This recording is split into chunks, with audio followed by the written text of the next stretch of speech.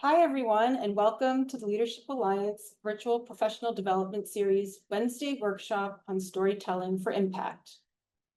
My name is Jane Indorf, and I'm the manager of undergraduate and graduate programs with the Leadership Alliance. I'll be the moderator for today's session. As always, thank you to our VPD students for submitting great questions ahead of today's session. And for those of you who are joining us live, feel free to use the Q&A box to ask questions during today's session, and we will do our best to answer them. Please also go ahead and feel free to introduce yourself in the chat. We'd love to know who is on the webinar live with us. So today's session is all about communicating research. If you've ever tried to explain your research to someone outside of your field, a friend or maybe a family member, and you found yourself met with blank stares or polite nods, you're not alone. Communicating complex research to a general audience can be really challenging, especially when you yourself are new to the topic or the research area. But this can also be a really great learning opportunity for you and your audience. Today's panelists, whom I'll introduce in just a moment, will be talking about how to use storytelling as a tool to communicate your research in ways that are clear, compelling, and most importantly, meaningful. This powerful tool can help people not only understand what your research is about, but also why it matters and why they should care. Storytelling allows you to move beyond the technical details and connect with your audience on a human level. Whether it's through a conference presentation, podcast, blog post, a magazine article, a video, or social media, researchers today are finding really creative ways to reach people. And we want you to feel empowered to do the same. And with that, I'm thrilled to introduce today's panelists, who all have expertise and a lot of experience translating research into engaging stories. First, I'd like to introduce Dr. Oludurotimi Adetunji, who serves as the Associate Dean of the College for Undergraduate Research and Inclusive Science at Brown University. He's also an adjunct faculty member in the Department of Physics. He oversees Brown's undergraduate research office and chairs the Ivy Plus Undergraduate Research Forum. Driven by a passion for public engagement through multimedia, Dr. Adetunji founded and has led the Brown University Science Cartoons program for over a decade. Through SciTunes, he has mentored more than 250 students in science communication and led the production of over 60 animated videos, which have garnered over 4.7 million views. Dr. Adetunji holds a Bachelor of Science degree in Physics and Computer Science from Fisk University, a PhD in Physics from The Ohio State University, and a certificate in Management and Leadership in Education from Harvard University. And I'd also like to introduce today Dr. Joeli Marrero, who is a science educator at the Cold Spring Harbor Laboratory DNA Learning Center, where she works with a broad range of audiences teaching hands-on science. She is an experienced writer, writing medical documents for pharmaceutical companies, and she's also taught college courses for undergraduates. Dr. Marrero is a Leadership Alliance doctoral scholar. She did her summer research early identification program at NYU. Originally from Puerto Rico, where she got a bachelor's degree in biology from the University of Puerto Rico, Cayey, she has traveled the world to pursue her scientific training. She has a PhD in molecular biology and microbiology from Tufts University School of Medicine, and she did her postdoc training in immunology and microbiology at Weill Cornell Medical College. She also has a certificate in public speaking from Toastmasters International, which we received a question about, actually. So also joining us in just a minute is Megan Hall, who is an award-winning audio journalist, podcast producer, and host, as well as an instructor of podcasting here at Brown University. As Rhode Island Public Radio's healthcare reporter, she created radio features, blog posts, and forums about complicated health topics. She then spent more than 5 years building, explaining, and improving Health Source RI, Rhode Island's health insurance exchange. Megan now uses her expertise to turn complicated ideas into everyday language for everyone from neurologists to ecologists and beyond. Currently, she is the host of the podcast Possibly and Humans in Public Health. And actually, that is how I learned about Megan, was through her Possibly podcast. And she also produces Globe Rhode Island's podcast, Rhode Island Report, and creates podcast segments for Scientific American Custom Media. Megan has a bachelor's degree in urban studies and a master's degree in public health from Brown University. Thank you all so much for joining us today. We're really grateful to have you here with us to give us your insights into science and research communication. So first, let's talk a little bit about your motivation for pursuing science or research communication. So I'm going to ask each of you to take about 3 to 4 minutes to tell us a little bit about your career path and how you ended up becoming an expert in research communication. So let's start with Dr. Adetunji. Thank you. All right, Dr. Ndov, thank you so much for having me, and I'm happy to be here. So my journey into science communication was quite not so direct. So I started my undergraduate research, just like most of you on the call, while I was a first-year student at Fisk. And then based on that, I began to present my research to the public gradually. Then by the time I began graduate school, it really dawned on me that a lot of scientists that I work with, they keep telling me they don't like to really talk to the public. So that's where my passion for science communication actually began. I felt like I need to do something about this as I develop in my career. And I began to explore ways in which to share ideas about my research to the public in a way that they can really engage. But it wasn't until after I finished my PhD that I had the tools to really focus more on this. So I started by thinking about the fact that most of the science funding comes from the public, if you really look at it. So that was one of my big arguments, that if we're getting grants from the federal government, we should be able to at least share those ideas of what we're working on more broadly to the people. So I started gradually learning about storytelling pretty much all by myself. Then finally, I decided, okay, I have to start some form of group whereby we can work with students to convert ideas that they have to the public. And that's how the whole story of science cartoon began, popularly known as science tunes. And the idea is to allow using the idea of hook. You have to have a very strong hook to be able to communicate those ideas to the public. So that's sort of like my journey. Like I started out just like a lab researcher that is just passionate about sharing the ideas in the lab to my neighbors, to my parents, to my grandparents, people that don't know anything about science. And that just turned into what became now running this program. Yeah. Thank you. It's so cool and interesting, just those like little things along the way that lead us to where we are. Okay, Megan, welcome. If you would also let us know, how you got to where you are with research communication, please. Hi all, welcome. I'm so sorry I was late. I'm happy to be joining all of you now and to meet the other experts too. I'm sure I have a lot to learn from you. So my story is that I didn't study science. I was an urban studies major at Brown back in the day, and I thought I would become a city council member or a mayor or a city planner or something like that. But I worked at the same time at Brown Student Radio, and I really fell in love with storytelling. And when I tried to do work around community organizing and other concepts that I thought were interesting, I realized that I was a very product-oriented person. Like some of that work is just so slow and it's really hard to point to anything that you've accomplished, over years and years. And it's really important work, but I just didn't have the personality for it.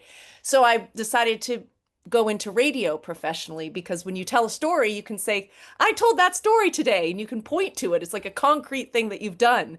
Um, and when you become a journalist, you just have to learn how to learn. I mean, every day there's a new story and a new topic, and you're not an expert in whatever the topic is. You just have to quickly know how to ask good questions and then how to translate that story into something that other people will understand too. So, I got a job at the public radio station in Rhode Island as the healthcare reporter, and I didn't know anything about healthcare or medical terms or anything, but I quickly learned how to figure it out.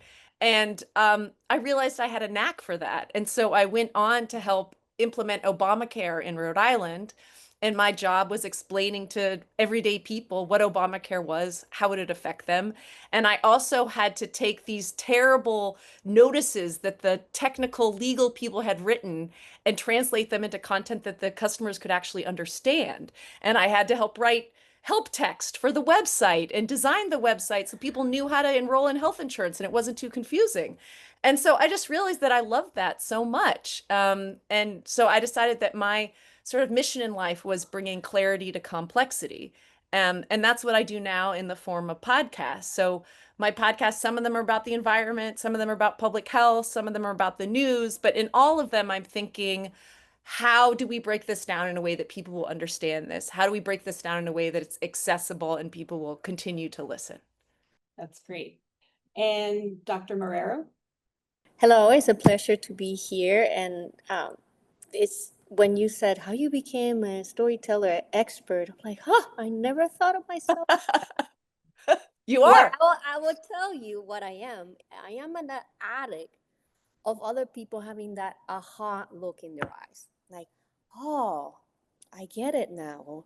Oh, that's interesting. That's what I always aim for. And I just happen to be a scientist. How did I get into storytelling? Well, I think I always like finding stories into everything. So, some people are hoarders for different things in their house. I'm a hoarder of stories in my mind. And I am always looking for stories to listen to. I like listening to The Moth. I like listening to the Story Corps. I like tuning to anything that has a story. And in that doing so, I always have this evolving stew of stories in me, and I somehow like to link them to what I do every day. So, as an educator at the DNA Science Learner, DNA Center, I get students. It's a center that gets field trips. So we get visitors from schools, and they take a 4-hour lab with us to learn hands-on science. And my students can be as young as 10-year-olds or as mature as 80-year-olds. So I get a whole range of students and a whole range of backgrounds and ages, and I teach them exactly the same lab. And like our other panelists said, you in a good story, you find the hook to get that person to want to listen more to the story. But to add on to that is that when a student walks into my room, I know what I'm going to put on that hook. Is it a fish from the sea and I need to put some like starfish meat, or is it from a lake? I put corn. So deciding what I put on that hook for that person is also very much like measuring them up. And I like how it's different every time. It's the same lab, but it's different for everyone. And I use this for not only education, but when I was a science medical writer, I used to turn very boring, complicated clinical studies for drugs that were approved to turn it into something a physician can read. So I work for Pfizer for launching drugs into markets. And I will take that clinical trial data and I'll make it into tangible slides or products for physicians to explain the drugs to them. And that's something I also love to do. So I'm here to share more of what brought me as storytelling and answer the questions you might have. I'm happy to be here. Great, thank you. All right, so now that we've kind of laid the groundwork here, I'd like to hear from each of you about kind of your process. So, I mean, it could be from starting from what topic you're choosing, or if you're kind of given your topic, what are your first steps in creating that story? In creating the story, for some of our projects, or most of our projects. So initially, they were mostly all my ideas. Then when the program began to grow, I started asking colleagues and students for ideas. But one thing that is really important is that we have to make sure that it's a story that will be that an average person will want to listen to, or they have to care about.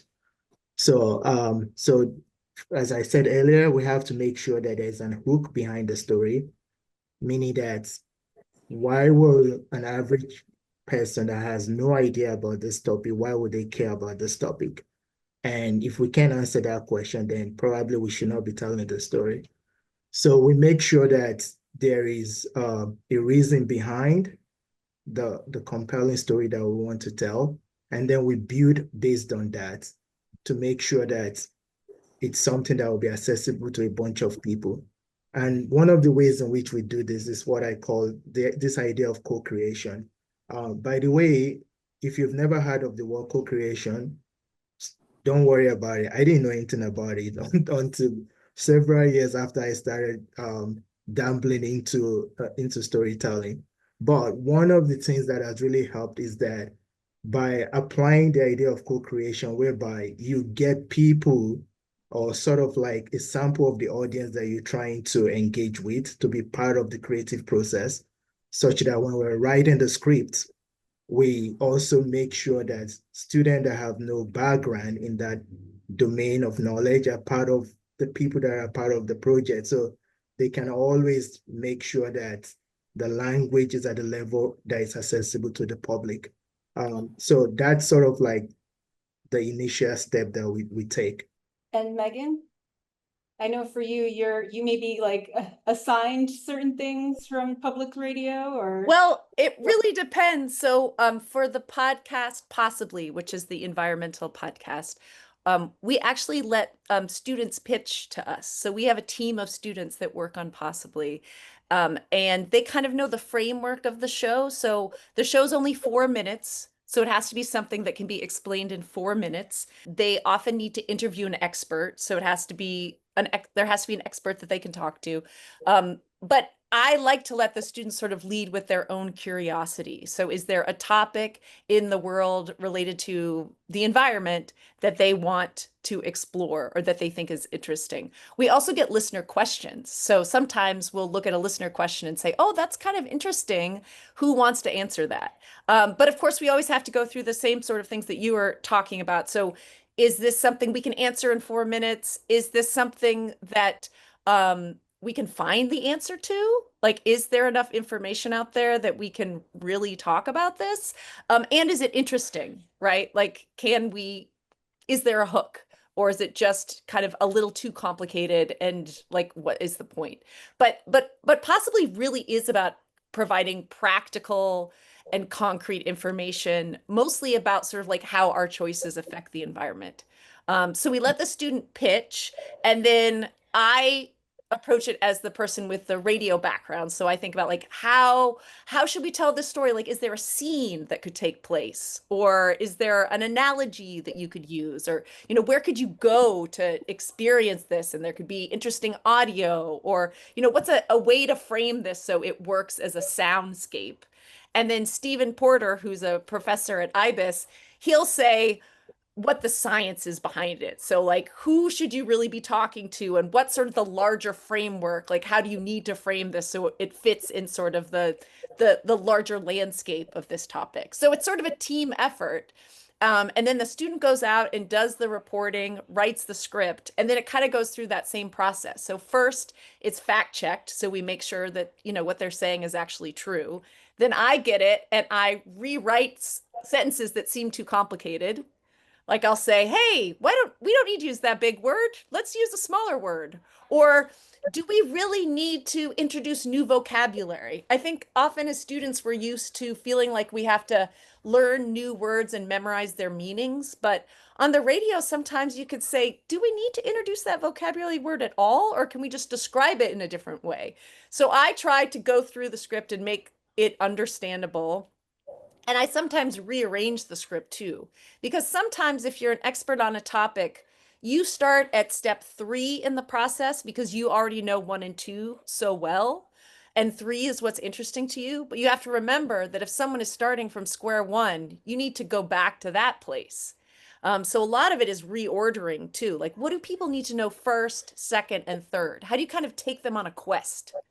Lead them through this story and kind of drop little breadcrumbs along the way. Don't explain it all at once. Just give them a little information at a time. So I do that. And then Stephen looks at it one more time to make sure, does this all check out? Does this really give the full context for the question that we're trying to answer?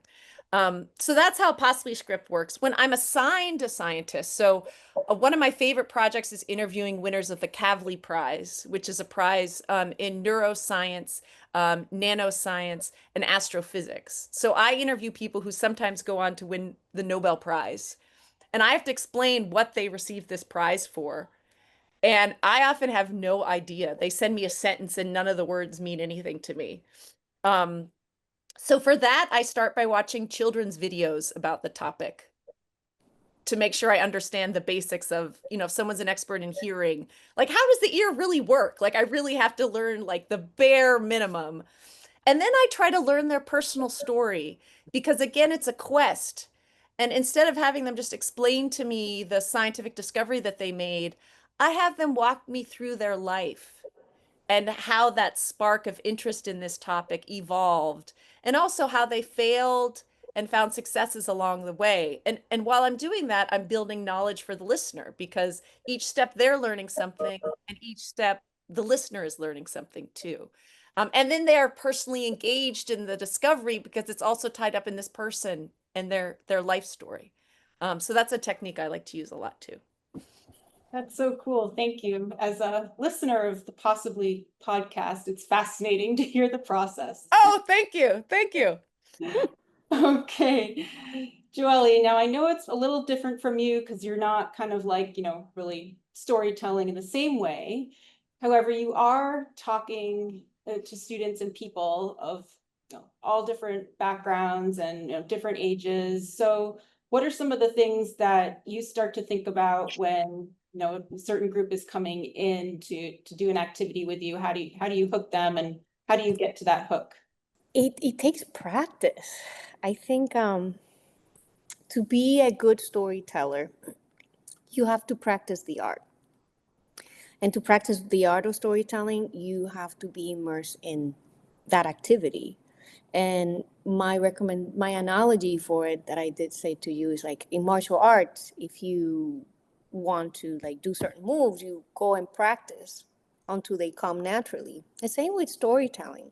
So finding the hook or in finding the flow to make that human connection comes with practice. And the practice is how I mentioned before about myself.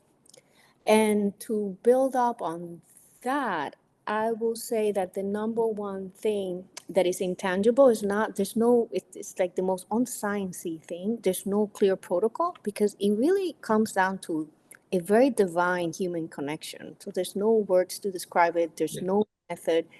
It's connecting with people's souls. And that's the heart of storytelling. I would agree. I think there's a lot of intuition involved in being a good storyteller. And having an audience is really in front of you is really different from having an invisible audience that you're trying to talk to. And I envy you that when you're storytelling, you're getting immediate reactions. Oh, You yeah. can kind of see like, It's is this addictive. working? Is this not working? Should I shift gears? Yes. Yeah, so I completely agree. I think identifying the human element behind the story is really important because you want to make sure there is something that will make the people captivated about the story you're trying to tell. so that they can really follow through the piece. So that's really important. So how do you decide what to have in your story and what to leave out? So you don't want to, quote, dumb it down too much, as they say, but you want it to be understandable, and you still want there to be depth to the story or the research that you're talking about. So how do you decide what to simplify and what to leave out? One of the toolkits that we use is what I call the iterative feedback process. So you could learn more about this in one of the articles that I wrote. I think it's on the website. But the idea is that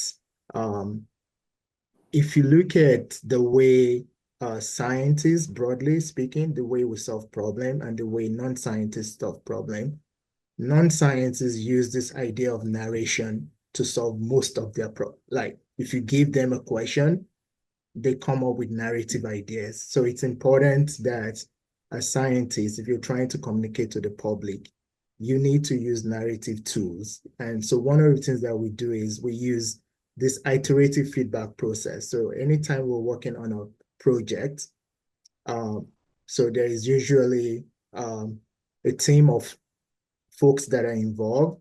There will be what I call expert as well as non-expert.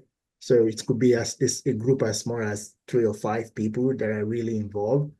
And then we have the iterative feedback process is that for every aspect of the production, so as we're developing the script, so there might be 1 or 2 people that are involved in this initial story development. They have to bring it back to the entire team. And we have to like, okay, everybody within the broader team will now have to like read the script. And remember, there are folks from different background, academic background, some people have no idea about this topic. So just getting those feedback from everybody along the way. And that helps us throughout the process because we apply it to every element of what we are doing, not only the storytelling, the narrative piece, but also in the other aspect of our production as well. I would say with our pieces, the possibly episodes are 4 minutes long and they can't be any longer. So that's like a real restriction. And I really admire how disciplined you are about your iterative process. Ours is probably messier, right? So it's like going through all these different people, like the fact checker and me and Steven. I try to be, as much as I can, sort of the listener surrogate. And so I'm reading these scripts without much knowledge. And so when I'm editing, I'm trying to think of the questions that naturally pop up for me, the things that are confusing to me. And I try to add those questions in as sort of the host of Possibly. And I sort of try to like put myself in the position of someone who is new. And then what we also do is when we record, often the piece is longer than 4 minutes. And so in the actual recording process, there's another iterative editing process where as we're reading it out loud, we're realizing this isn't as clear as we thought when we read it on the page. Now that we're saying it, it doesn't really make sense, or this sentence is too long, or we're repeating ourselves. So on the fly, we're saying, let's cut this line because we need to cut 30 seconds, or we're kind of repeating ourselves here. Let's take that out. So I feel it is sort of a constant process of being like, is this working? Is this working? Is this working? And ideally in the end, it's better. Almost every time when a piece is too long and we have to cut it down to reach the 4-minute mark, it's better because we're forced to make, tighter decisions about how we're explaining something. The process of editing the narration down is really important. And like you were saying, when we're recording the script, we are not only thinking about the voiceover itself, the tone of the voice, but for us, since it's also our end product is animation, we ask ourselves, oh no, can we actually animate what we just Oh my goodness. How are we going to have What is that going to look like? Then we're like, okay, we have to rewrite that. So, just having this back and forth, it's very interesting, the behind the scene of what actually comes out. And like what you were saying also, one of the things that we find that pretty earlier on was that if you watch the much earlier videos, they were like 7-8 minutes. But the more we look at the data, the attention span of most people is like, 3 to 4 minutes. So I think having a video that is maximum of 5 minutes is ideal. And it also makes sure that you've gotten rid of most of the jargons. So yeah. So we have a lot of students with us doing summer research, and they're all going to be preparing presentations, scientific or research, but not all science. What would you say would be the things to think about when translating like what you're doing at the lab or in the library to a way that's accessible to anybody? I mean, they are going to be presenting to other students, but people in different backgrounds. I would first tune in with a story that you find interesting. I'll give my example. When I was working in Cornell, I worked developing new antibiotics for tuberculosis. And I work in a very technical research project. But I read into mummies that had lesions of tuberculosis in the spine.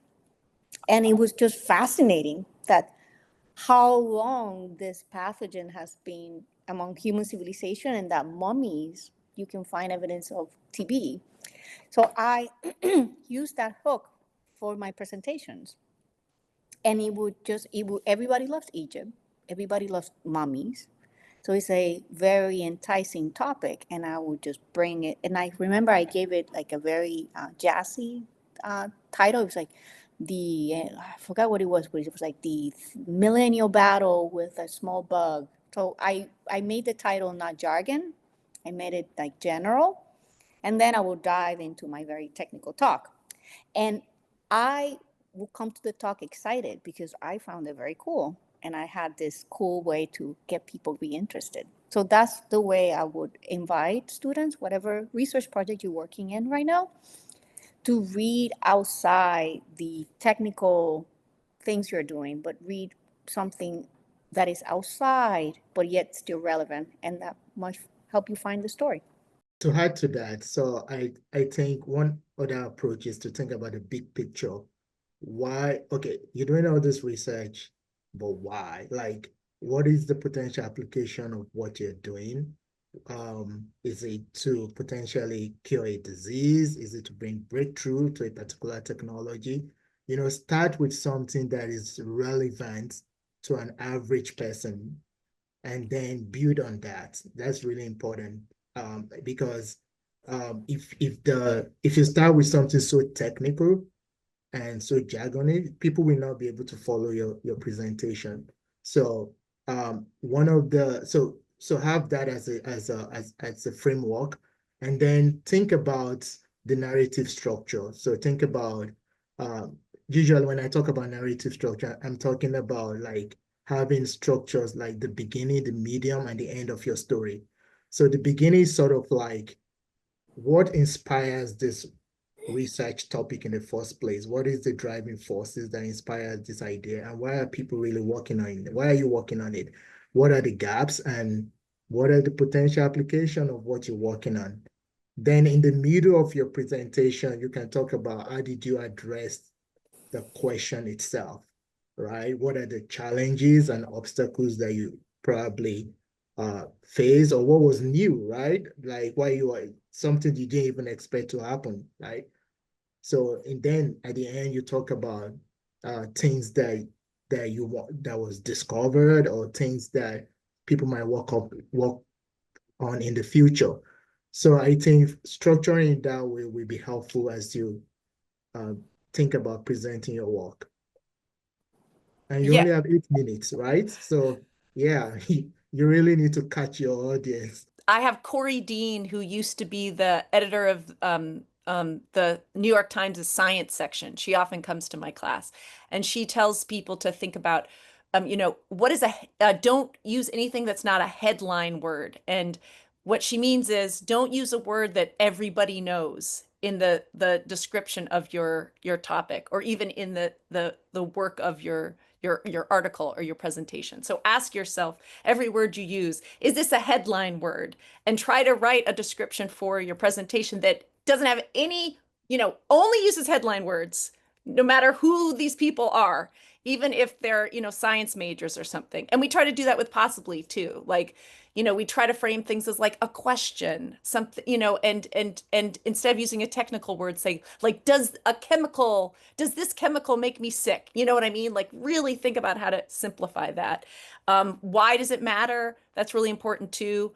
And I think like if you're doing a poster or if you're doing a PowerPoint, less words are better.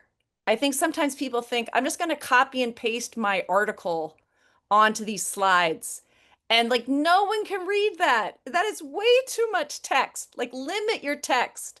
You want to have like just a few bullet points or even just images that are inspiring what you're going to say. Like really lean into images and less into all of that text.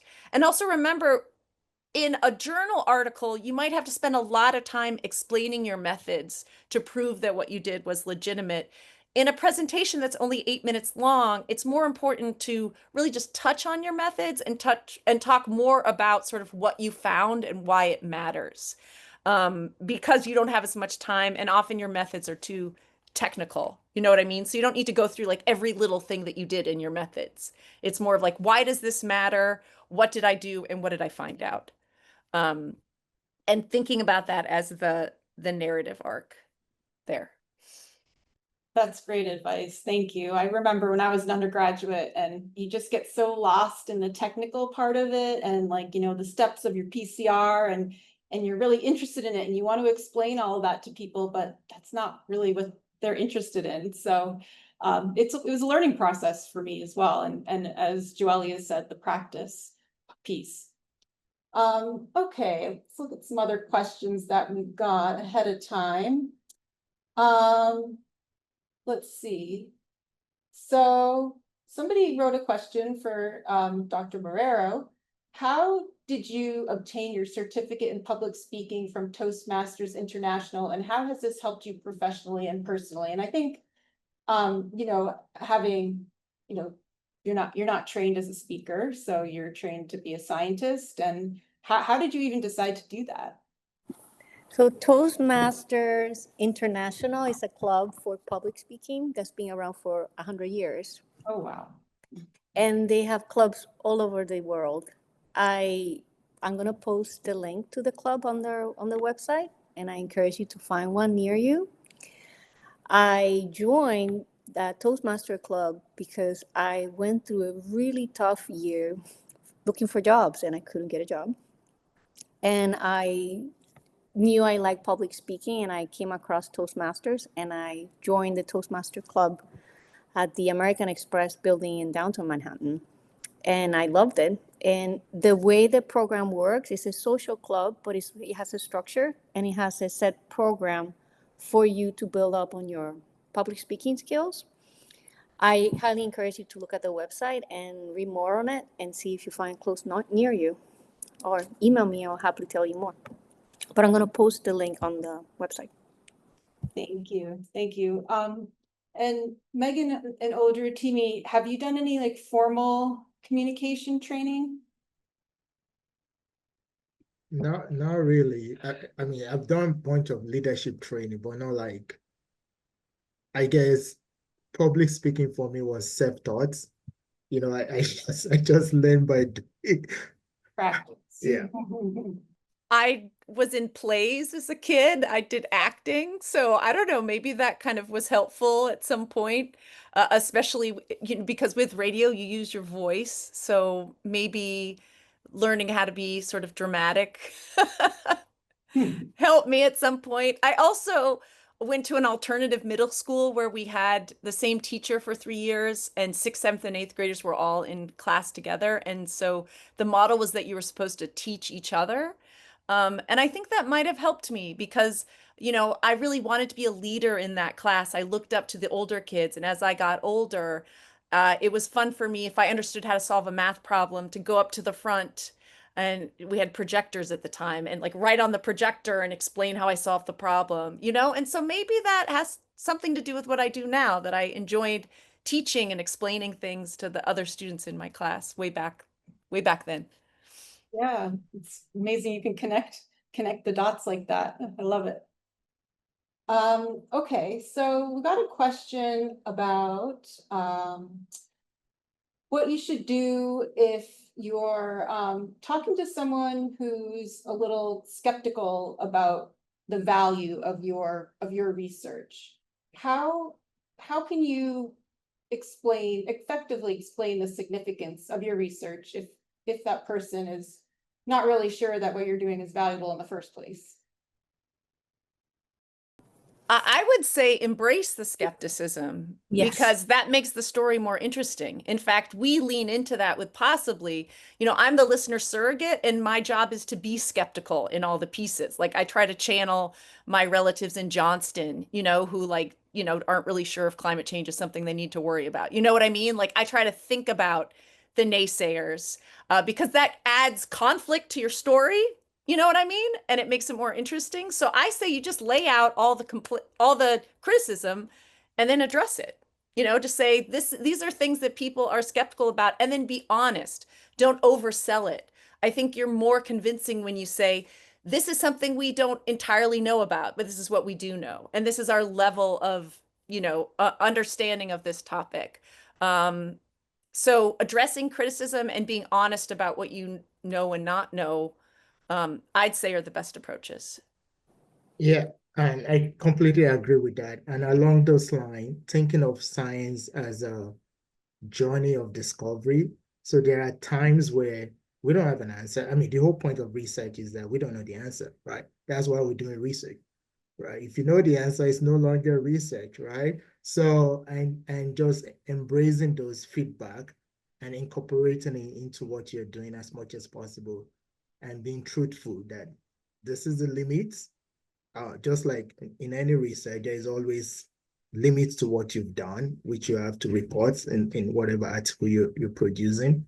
And then you go from there. And people will respect and honor you when you are truthful. They know that, okay, they are open to different thoughts and different point of view. And then they collate that to make it a compelling story. I would add to that my research is not a $100 bill. So there's no reason for everybody to like it. People have a choice. I don't find that interesting. I don't think it's important, and that's their opinion, that's their choice. I would want to learn why you think that way, what brought you to that opinion, and then see if I could engage you in that. But if the person is closed, then I'll let them be. That's a really good point. I went to some conference on climate change and someone in the audience said, what do you do about people who don't believe in climate change? And she said, well, I don't have time for those people. I'm working with the people who want to do something about it. So there are some cases where it's like if someone's mind is closed and they want it to stay closed, you're better using your energy with people who are curious. Um, you know, I think your point is well taken. You're not going to convince everybody. Not everyone's going to like you. But it doesn't define you. I think No. like I believe in what I do and what I teach. Like I hold it dearly. But if someone doesn't see it the same way, it doesn't change my story. What would you recommend for adapting your research story when you're communicating with different audiences, such as like say you're communicating with high school students for one presentation, and then you're communicating with your principal investigators in another presentation, and then maybe policymakers for another presentation, and it's the same research, but what are some things to think about when tailoring it to a different audience? When the research that you do, always practice the elevator pitch. So I like to ask my students when I give the intro to my lab, I will ask them about DNA, and the AP biology students always like to give very advanced answers. And then I say, well, that's great. Okay. Now explain what's DNA to my 6-year-old son. So I invite you to practice the concepts that you're doing in your mind. Like, how would I explain this to my grandma? How would I explain this to my teacher, my favorite teacher? So these are exercises that you can do while you're waiting for your coffee to brew. And that practice will have you fit to meet that request when it comes your way. Absolutely, like I agree with all that. And I feel like knowing your audience is really critical when you are developing a story. So in terms of policymakers, they want to learn about the big picture, right? Because they have to make decision about a bill or a law, things like that. So you need to be able to share with them the big picture, the big impact and practical implication of why you're doing this so that they can fully understand it in their decision making. In terms of someone like an high schooler or like a pre-college student, finding something that they can relate to in their daily living, right? I tell people all the time that science is everywhere, right? You know, the phone you have is full of scientific story. We couldn't have a phone without a scientific story. If you woke up this morning and you brush your teeth, that's all science, right? Like finding things that people do every day that actually has science in it and try to find something that they can relate to and then connecting that to the research you're doing. Then in terms of presenting to, did you say colleagues or what was the other thing? Colleagues? Yeah. So obviously we know a lot about the technicality of the project. So trying to understand the sort of like the technical depth and the relevance of what you're doing and why the portion of the research you're working on, how does it fit to the overarching big research question in your field? I think that those would be my suggestions. Yeah, and if you have time to hear from the audience before your talk, like learn a little bit about them, that's really Yeah. helpful too. Like if people can introduce themselves and say like why they're here, you know what I mean? Then you can kind of lean into that. And, like I presented to some doctors who were getting their MPHs, and it was really helpful for me to learn before I gave my presentation sort of what their background was and what they knew, so I could give examples that were related to what they were doing, or I could realize there were certain things that I shouldn't explain to them because they already knew or already had experience with that.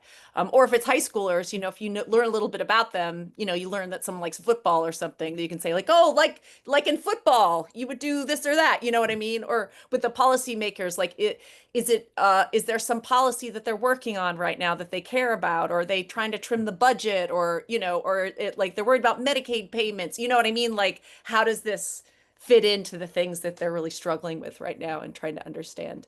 I would also, leaning into the practice question, I like to practice on people. So I will practice telling my story to different types of people, and I will pay attention, like to friends, and I'll pay attention to when their eyes like glaze over. You can practice on actual people. And so if you're going to talk to high schoolers and you're at a family gathering, like try to pin down a high schooler and explain it to them, and see what grabs their attention and what doesn't. And when they try to change the topic and they're like, okay, that was boring them, maybe I shouldn't have said that then. Or when you say something, they have lots of questions to ask. You're like, oh, that was something interesting. Okay, I should definitely include that in my presentation because they want to know more about it, So that's something you can do too, to sort of like a dry run. Absolutely. And along those lines, like, so watch and listen to clues that people are giving you, while you are presenting to them. That would be really helpful. And it also helps to um, adjust the depth of your conversation based on sort of like the reaction that you're getting. And yeah, finding the right example is important. So knowing your audience is like extremely important. Try to make it interactive. Like you can introduce a term, instead of explaining what it is, you could say, does anyone know what this means? And then that's a way for them to be engaged in the conversation, but also it's a way for you to gauge if anyone knows what that means. You know what I mean? Like, Yeah. what's the level of this conversation here? You know, everyone has got it. They know it. We can keep moving, or no one knows the answer. And now I'm going to explain it to them, you know? I would add on to this that storytelling is like a dance. So you're bringing and you find your audience and you start dancing with them. And when you realize that they're not very good dancing cha-cha-cha, then you just do like the chicken dance. You just do something more simple. But you do that human connection and that feedback, because if they're not dancing with you, you gotta modify the melody for them and the speed.